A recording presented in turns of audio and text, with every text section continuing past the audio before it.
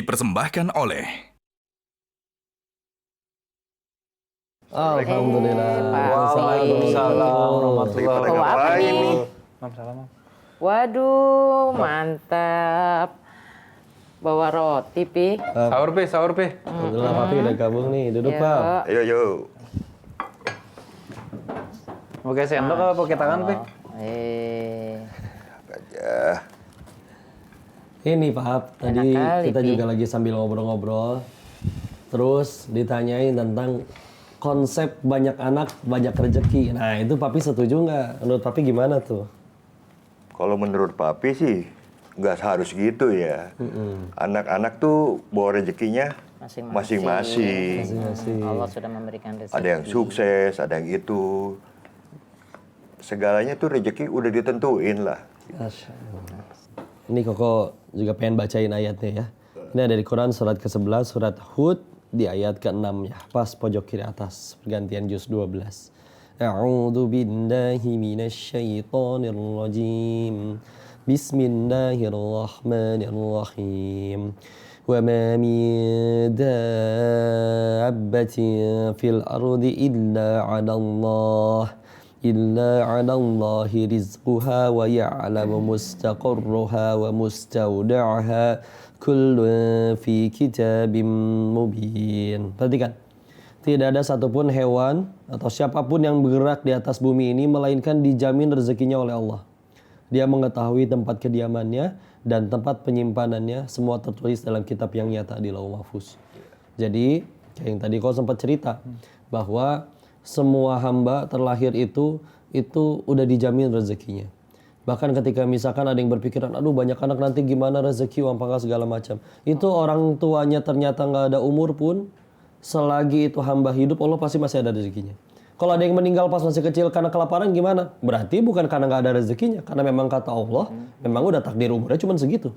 Ya, jadi sudah ada rezeki yang kita lihat ya, ada yang dari kecil dia yatim piatu tapi ternyata tetap aja bisa makan juga. Ada yang ditinggal suaminya wafat sudah berapa tahun, kadang di kajian kau suka tanya ya. Ibu ditinggal suami berapa lama? 29 tahun. Ibu terakhir makan kapan? 29 tahun yang lalu? Enggak. Tadi pagi juga makan. Oh berarti rezeki itu nggak cuma dari suami ya. Rezeki nggak cuma dari kita kerja. Rezeki nggak cuma dari bos. Buktinya kalau memang rezeki justru dari suami, ini ibu ditinggal suami 29 tahun bu. Ternyata rezeki itu dari pencipta suami.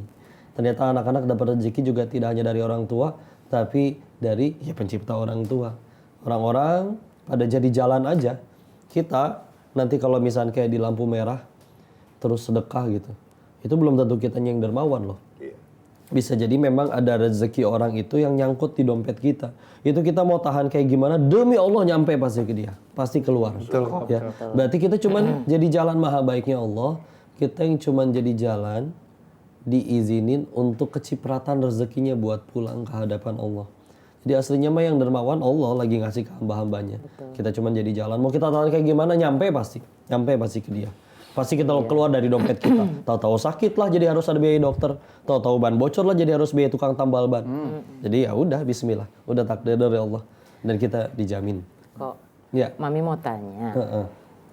Apa sih konsepnya kalau ada orang yang tidak ingin punya anak? Sebab teman Mami juga ada loh yang begitu. Dia sudah menikah tapi tidak mau punya anak. Apakah dia berarti telah meragukan rezeki yang dari Allah berikan pada kita? Iya. Lagi ada konsep baru katanya, entah tren, entah apa disebutnya child free. Jadi child tuh anak ya, free itu bebas. Jadi ya hidup tuh pengen bebas anak. Bahkan ini di Jepang juga lagi krisis pemuda, Pap. Karena di sana anak dianggap beban. Jadi kalau mereka mohon maaf butuh hubungan tinggal ke tempat prostitusi. Jadi kalau butuh pengen menyayangi bahkan bagi mereka lebih enak ya miara kucing atau miara piaraan aja anjing gitu misalkan. Hamster. Karena ya atau hamster ya jadi itu menyalahi fitrah sih sebetulnya. Kalau dari sudut pandang Islami menyalahi fitrah karena memang aslinya Rasul itu amat sangat berbangga ketika nanti umatnya banyak. Itu termasuk dosa nggak kok? Kalau masalah dia ngerasa kita kan nggak boleh ngejudge hati orang ya. Tapi kalau misalkan ternyata nih misalkan kita pengen punya anak pertimbangannya, aduh nanti ini anak gimana. Makanya salah satu yang jadi larangan di dalam Quran dan hadis itu adalah karena dulu ada di zaman Nabi, ada orang yang ketika anaknya banyak, dia takut untuk nanti ngerepotin dianya, lalu anaknya dibunuh ketika masih kecil. Itu pernah kejadian di zaman Nabi dan itu diharamkan tentu oleh Nabi, diharamkan dalam Islam. Jadi keraguan kepada Allahnya itu sih yang jadi masalah. Ya kita nggak bisa ngejudge hati orang ya. Tapi kalau memang alasannya gara-gara itu, ya itulah. Yang mahal itu kan sebetulnya keyakinannya. Sama kayak misalkan mohon maaf ya, orang korupsi, hakul yakin bukan nggak tahu ilmunya. Dia pasti tahu kalau itu perbuatan buruk. Buktinya sembunyi-sembunyi. Ya, nggak mungkin update status dia. Tapi ketika dia udah benar-benar yakin sama Allah, ya udah aku ngapain ngambil yang haram, yang jujur aja juga kalau Allah kasih rezeki pasti nyampe. Makanya ini juga kita ya lempeng aja lurus di hadapan Allah. Karena kayak gini ya, di luar sana ada nggak yang detik ini juga lagi maksiat? Banyak. Mereka tetap dapat rezeki nggak? Dapat. Dari siapa? Dari Allah. Masa terus kita yang berusaha nurut sama Allah, Allah malah jadi pelit ke kita gara-gara kita nurut, nggak masuk akal. Tugas kita nurut, lempeng di hadapan Allah. Kan ya, ini juga nih buat pemirsa Asmaul Husna, bismillah.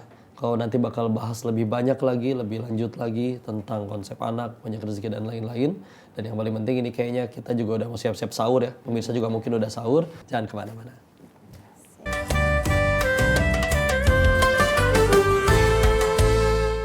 Dipersembahkan oleh Jelajahi cara baru mendapatkan informasi. Download Metro TV Extend sekarang.